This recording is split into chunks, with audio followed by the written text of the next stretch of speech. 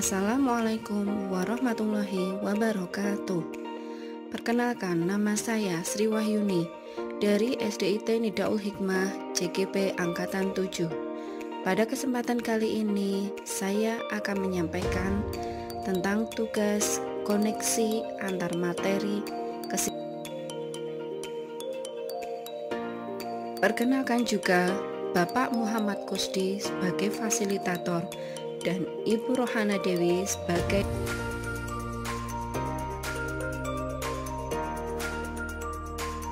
seperti yang kita ketahui, Bapak Ki Hajar Dewantoro adalah Bapak Pendidikan Nasional, di mana kesimpulan dari pemikiran beliau adalah pendidikan bertujuan untuk memberikan tuntunan terhadap segala kekuatan kodrat yang dimiliki anak agar ia mampu mencapai keselamatan dan kebahagiaan yang setinggi-tingginya, baik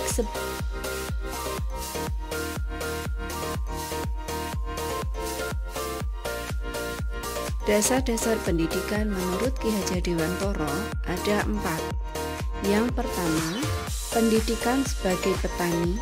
Yang kedua, budi pekerti. Yang ketiga,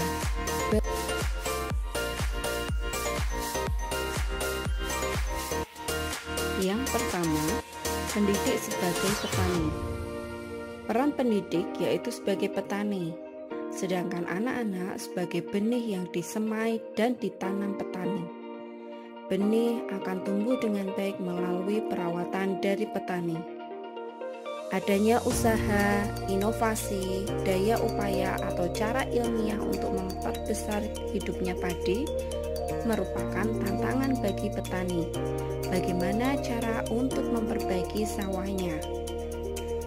Hal yang ditekankan adalah bahwa baik buruknya hasil tanaman, tugas dari seorang petani hanya bisa memperbaiki atau memperindah jenis tanaman yang dihasilkan.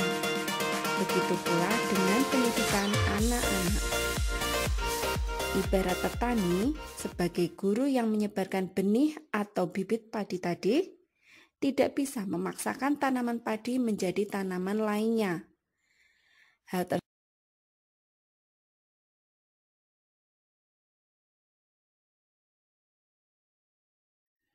Budi pekerti merupakan perpaduan antara gerak dan pikiran, perasaan dan kehendak sehingga menimbulkan tenaga.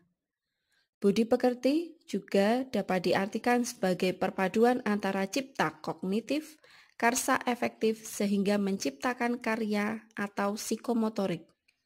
Lebih lanjut, Ki Hajar Dewantoro menjelaskan, keluarga menjadi tempat yang paling utama dan paling baik untuk melatih pendidikan sosial dan karakter bagi seorang anak.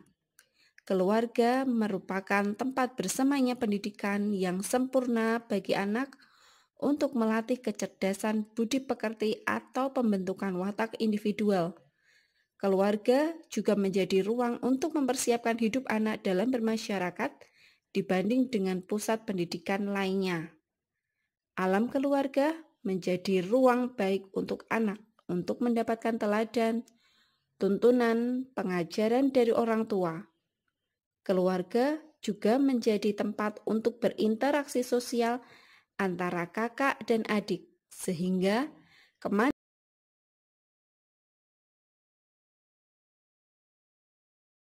Yang ketiga adalah bermain. Bermain merupakan salah satu metode yang dapat digunakan oleh guru dalam melakukan proses pembelajaran sehingga belajar. Dan yang keempat, pendidikan berpusat kepada anak. Di sini memiliki maksud guru dan peserta didik dapat berkolaborasi untuk menggali.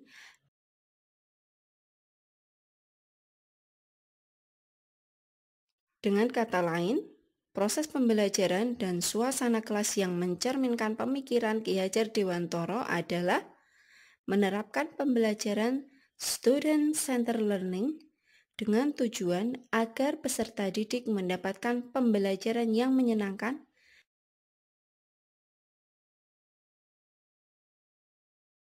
Selain itu, juga melakukan rencana pengembangan pendidikan karakter di kelas saat melangsungkan pembelajaran seperti sikap religius, nasionalis, mandiri.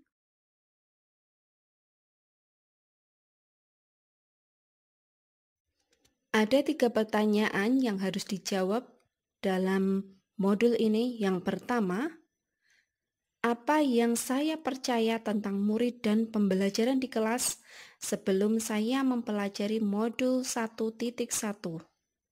Yang kedua, apa yang berubah dari pemikiran atau perilaku saya setelah mempelajari modul ini? Dan yang terakhir, apa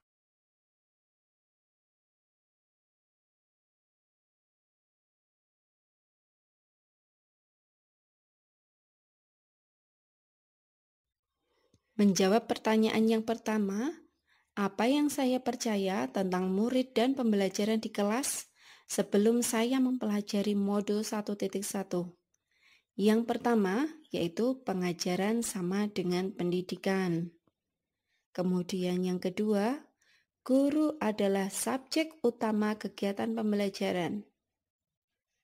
Yang ketiga, sebagai guru, saya harus mampu mentransfer ilmu kepada peserta didik saya secara klasikal. Saya menganggap kalau siswa tidak akan paham kalau materi pelajaran tidak saya jelaskan. Berikutnya, kegiatan kelas selalu dilaksanakan di dalam kelas. Peserta didik dikatakan telah belajar jika mereka bisa mengerjakan soal asesmen sesuai dengan kompetensi dasar yang tertera di kurikulum serta nilainya mampu melampaui KKN.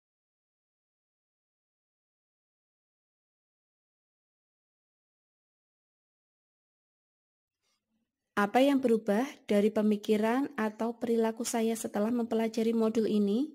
Yang pertama, mengetahui bahwa pengajaran ternyata tidak sama dengan pendidikan. Pendidik hanya bisa menuntun, bukan menuntut. Menyadari bahwa setiap anak itu beragam dan mempunyai keunikan sendiri-sendiri. Sehingga pendidik itu harus menciptakan pendidikan yang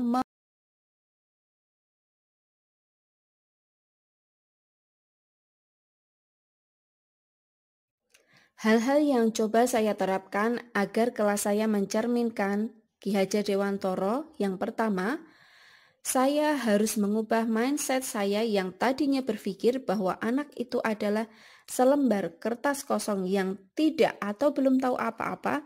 Saya harus meyakinkan diri saya bahwa setiap anak lahir sudah lengkap dengan potensinya masing-masing meskipun masih terlihat samar.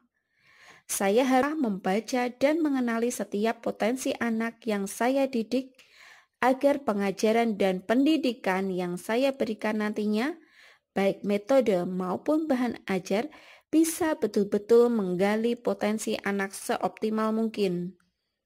Yang kedua, saya mencoba menciptakan suasana kelas yang menyenangkan. Hal ini sejalan dengan kodrat anak yang senang bermain. Kita bisa mengkolaborasikan asiknya permainan ke dalam pembelajaran. Yang ketiga, saya harus mengupayakan pembelajaran yang berpusat pada anak, memberikan ruang, kesempatan, dan fasilitas seluas-luasnya agar anak mampu berpartisipasi aktif dalam kegiatan pembelajaran. Saya sebagai pendidik menempatkan diri saya sebagai fasilitator yang menuntun agar anak mampu mencapai tujuan pembelajaran yang diharapkan. Di akhir pembelajaran, penting bagi saya untuk memberikan penguatan terhadap materi-materi konseptual agar anak tidak mengalami salah paham. Selain itu, melalui pembelajaran yang berpusat pada anak, saya berharap bisa mengasah keterampilan abad 21 mereka. Dan yang terakhir, sebagai wujud dari tujuan pendidikan yang utama yaitu lahirnya anak yang tidak hanya berkompeten dari segi akademis, tetapi juga berbudi pekerti yang baik. Saya sebagai guru, selain memberikan pesan, juga harus bisa memberikan teladan yang baik. Jadi, anak tidak hanya melakukan